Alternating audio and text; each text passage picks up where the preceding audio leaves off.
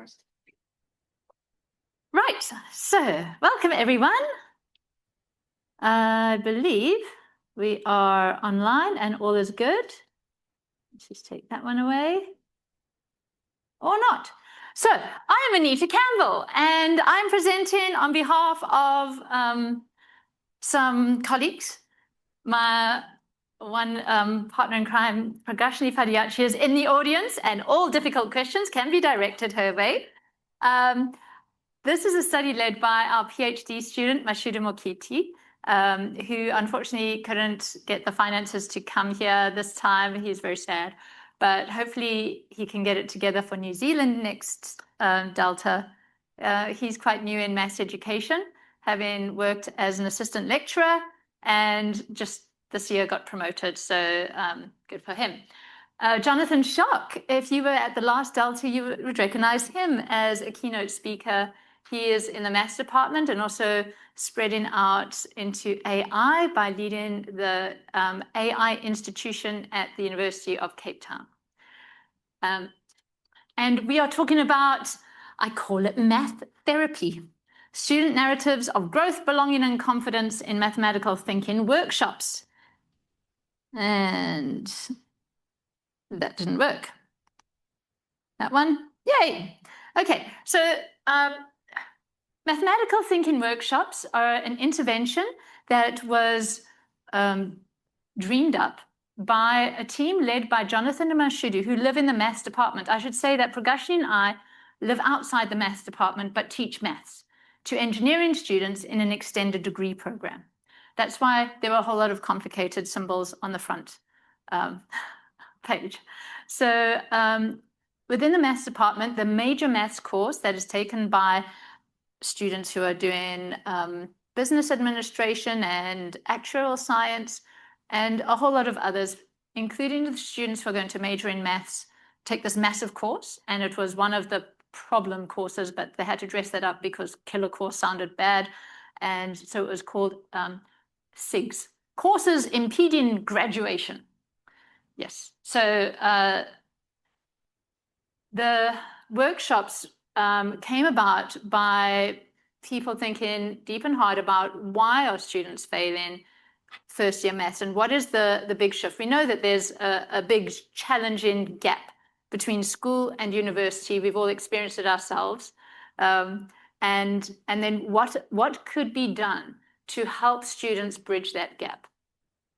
So the mathematical thinking workshops, that was I think it was Jonathan leading with a team, including a language specialist with a maths background, to try and see, we have 11 official languages in South Africa, 12 if you include sign language, which is now an official language. So we have students with incredible language diversity when they come. Many of them who wrote their high school leaving exams in English, actually, although the law says you've got to teach in English from grade 4, many of them don't. Their teachers might introduce the concept in English, but then when they actually start explaining and doing the work, everyone is code switching. And the more urban your center, the more there's code switching in multiple languages. So students are using whatever gets the knowledge across. And at university, that is encouraged too, that if students can share a language, by all means explain in each other's language, but there's also sort of exclusivity if you're with people who don't share your language. And we have 15% of our university as international students, largely from other African countries who may at first glance, because they might look similar to other students who don't know all these new students they meet in, because some of the languages are similar enough and you can probably follow a conversation if you can't speak the language properly for some of the language groups. But if you've come from a totally different African country, that is not the case. So the mathematical thinking workshops are about trying to shift the way students think. So this is proof-based kind of courses because it's for students going to major in mathematics. And the theories that Mashuda was drawing on, that in the development of these workshops, which was a very collaborative. So Pragashi and I, being outside the maths department, were not involved in the design of these. So again, all the hard questions need to go elsewhere. So my answer to some of your questions may be, sorry, I don't know. But in the conversations, as I understand, what was felt needed was not just the things that they got from school, it's so nice, the lead up to this morning, in the talks that I was sitting in this room, it just feels like the same sort of talk, you know, the concepts, procedures, skills, knowledge, all of that, that's like the bulk. That's what a lot of high school students think maths is. And actually it's this extra layer. So the mathematical thinking workshops is one of the ways of getting that something different. Still working with the maths, but trying to get them to think differently. So I sat in on quite a few of these workshops. The format is that they had a facilitator, an ex-high school student, teacher, who was really good at doing slightly weird things and being quite entertaining. And he would start with what I was going to start with. Oh, you see. So let's do it now. Okay, so are you up for it? I'm afraid you might fall asleep. Okay. Thank you. All right, so I usually start my classes like this. And I'm worried because you have an invitation to, if you wish, close your eyes or just lower your gaze and have a minute of breathing. And I thought in the Australian tradition, you might want to use this time to think about the ancestors of the land or whatever your culture likes, or you can just focus on one thing and have a minute to breathe. This is something that would be done in a workshop. So I invite you now to experience this. And if you do fall asleep, I'll wake you up. So a good way to breathe is in through the nose and out through the mouth. And as you breathe in, expand your belly out. And slowly breathe out through your mouth as you suck your belly in.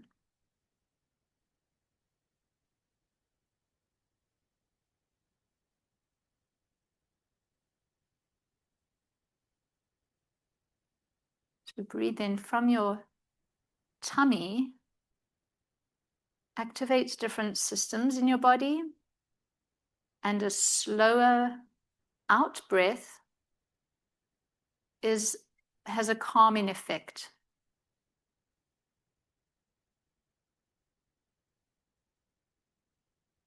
You might want to hold your in-breath for a second or two before you breathe out.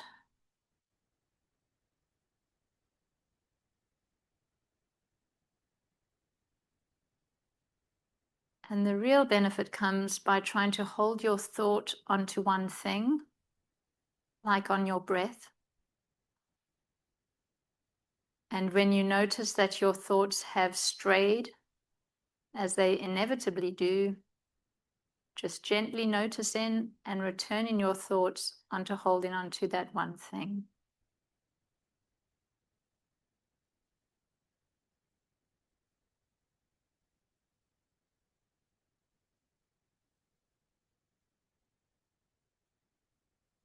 Let's have one last deep breath.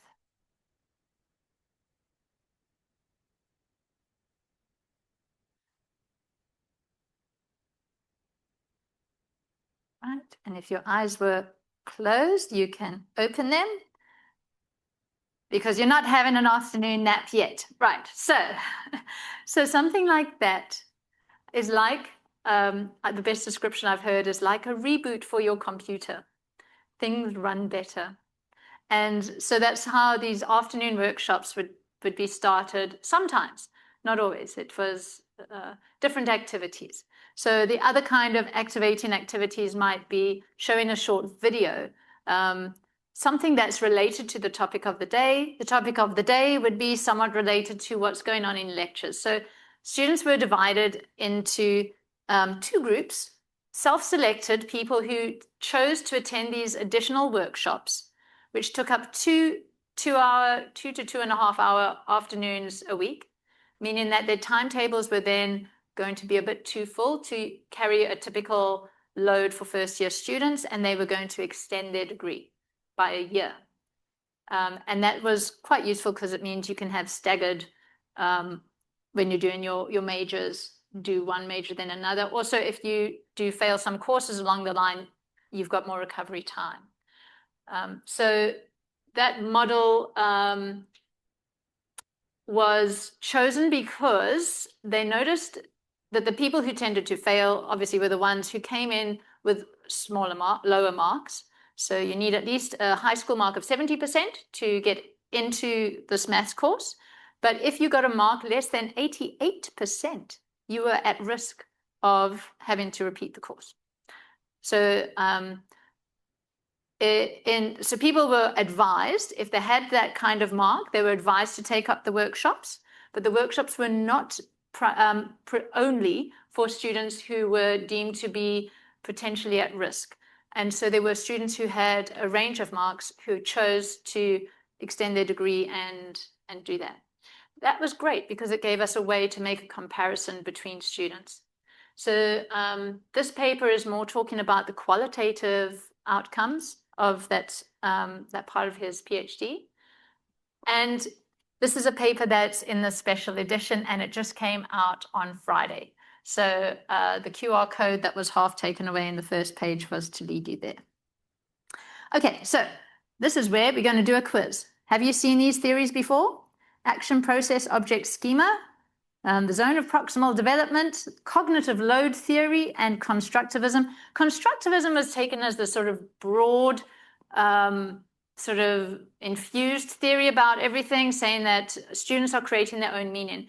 One feature about the workshops, they would get students working in groups collaboratively. They would say things like, everyone has a different colored pen on the whiteboard. We want to see all the colors. You have to share the talk in.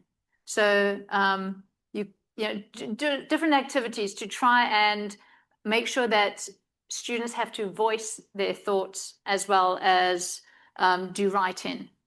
And the point was not to get the right answer, which is usually what students are after. So one of the features that popped up was students wanted perhaps a bit more closure. And a recommendation was that in the next session, perhaps start with a little review of what was at the end of that session. But the idea that you finish a workshop and that you've worked on the task and that was it. It's wrapped up with, you know, a recap of what this task was trying to get you to do, but not to say, and here is the way you do it.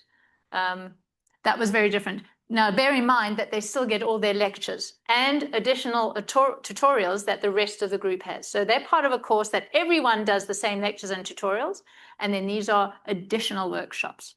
So I think that's quite fine. All right, haha, this is where you can make up. So do you know Mentimeter? Mentimeter is a free tool that you can use if you have a limit of 3, well, it was free last time I checked. I have a subscription. This is the one tool that I've actually paid for because I use it for surveys as well.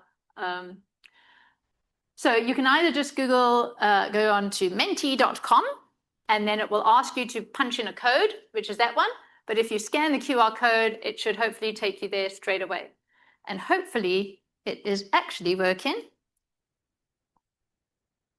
And I'll just make sure it is activated. Oh, and my office is going to update, postpone, thank you. Present. So new policies.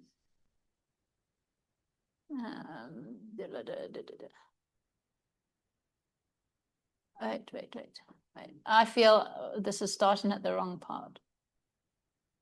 What do you, no, okay, maybe I haven't. Okay. So, all right, we got 5 responses out of 12 so far. Right. I'll just see if I can I take this away? I'm going to see if I can display the Menti results. I think it's set. Let me just change the settings so you can go at your own pace through it.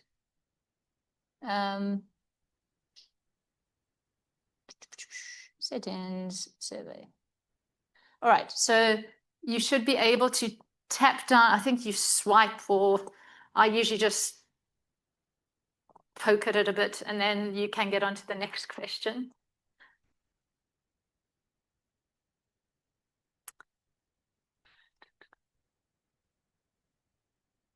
Oh no, this is going to be too slow if this hasn't started yet. Oh, I would like to show you. But I can show you on this one.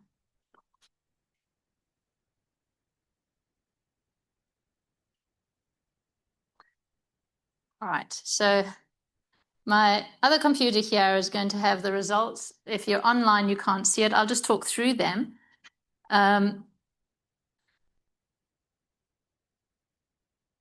So the first question said, what shift do you think hits students the hardest in first year maths? And most people are saying, don't make me choose. It's one more response, the pace and the volume. So the other thing you can think of is back to your first year. Do you remember how you managed in first year and what was your biggest struggle? That's why I added the last one. So don't make me think. I don't remember myself. All right, and then some questions on related to some of the theories. How much does speaking aloud your reasoning, think alouds, help conceptual understanding? So that's sitting on the scale at around 3.7 for the responses so far.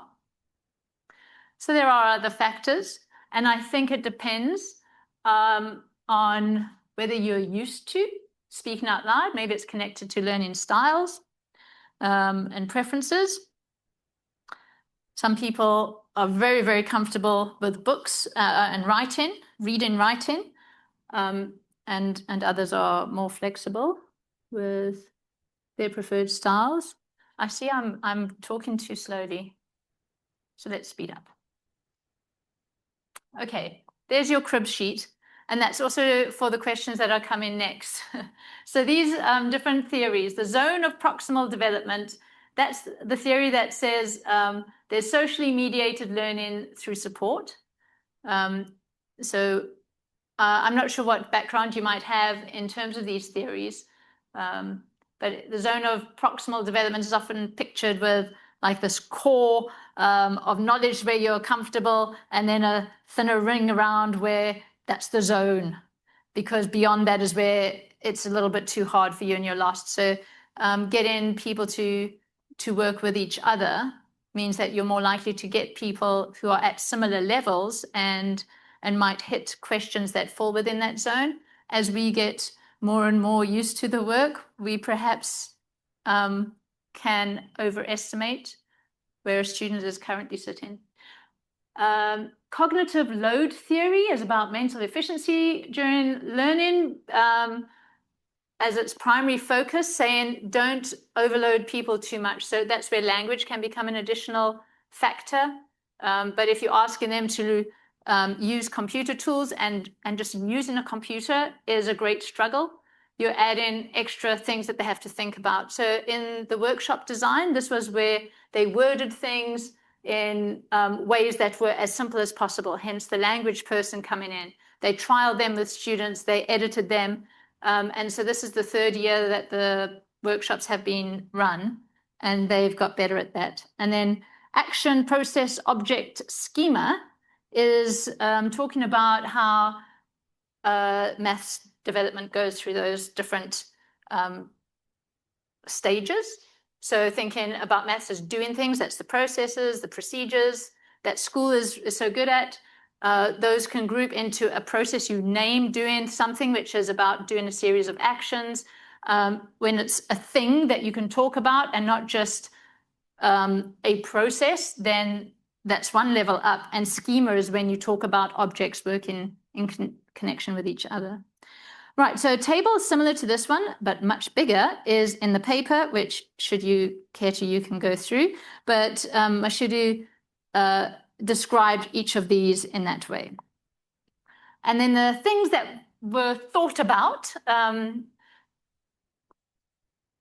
thinking. So a lot of the time the facilitator was getting people to try and think about their thinking, about their motivational beliefs, fix and growth mindset, say. So he would have video snips of Carol Dweck talking about mindsets and trying to expose to students how they might be slipping into a not very useful belief, or to recognize when they're triggered to behave in a certain way because of how they see the situation.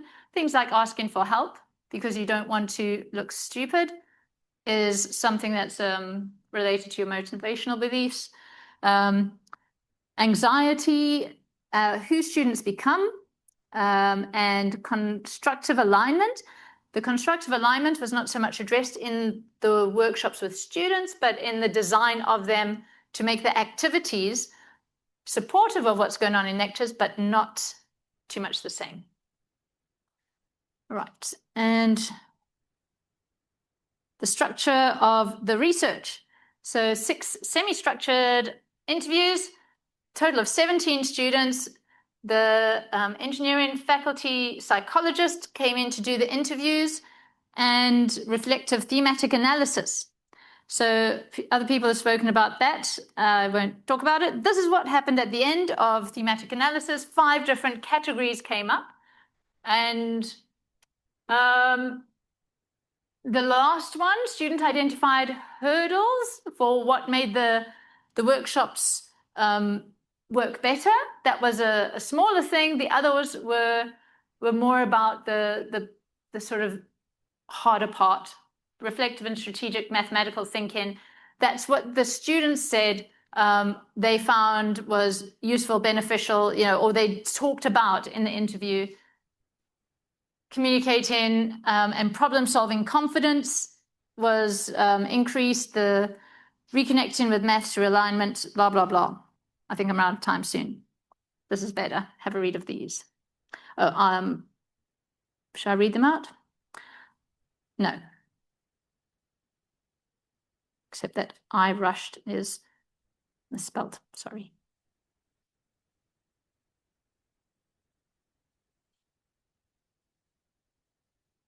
So this year-long process of going through workshops seemed to have the desired effect of breaking the thought that mathematics is process and gaining skills, and that's really where it is.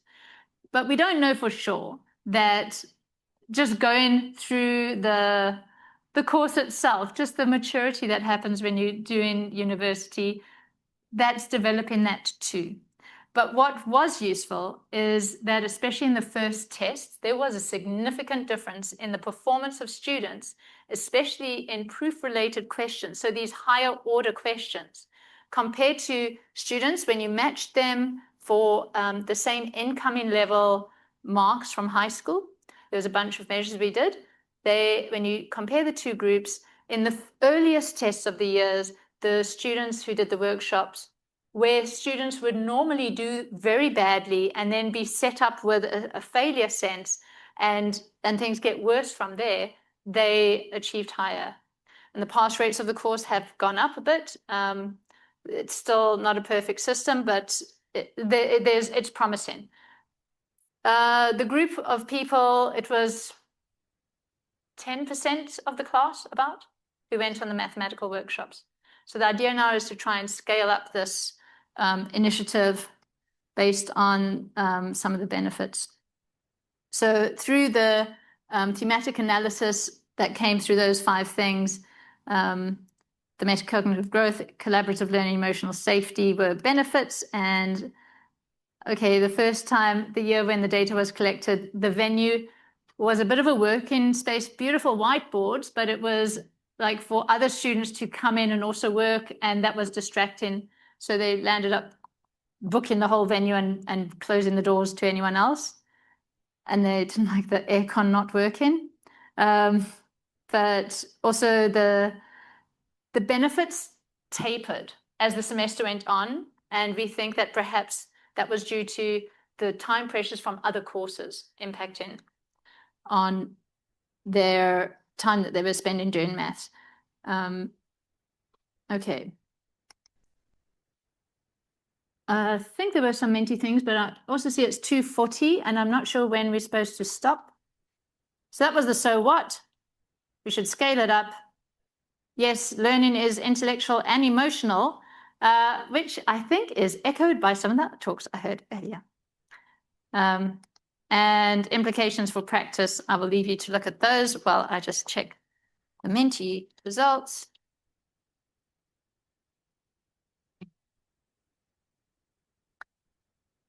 I don't know that anyone has responded here. Oh, I had to do that. So socially mediated learning is actually a main feature in the zone of proximal development, but you can also argue it somewhat in the others. And intrinsic, extrinsic, and germane load is cognitive load theory. And what source of support is most dominant in ZDP? The one that hardly anyone chose, unless I got it wrong, which is altogether possible. But external and temporary help is a feature of the zone of proximal development. Right. Well, thank you for participating in the Menti and staying awake. Well done. It's now 2:42. What time does the next talk start? 2:40. All right, we will now warp backwards in time. Good, no questions allowed. So sorry about that, but thank you in all the languages that Brisbane apparently has got. These are the common languages. I don't know if you can read any of them, locals. If you can't, shame on you. And here are email addresses if you want to get in touch. Yeah, ask the questions to the others. I've done my part. Thank you.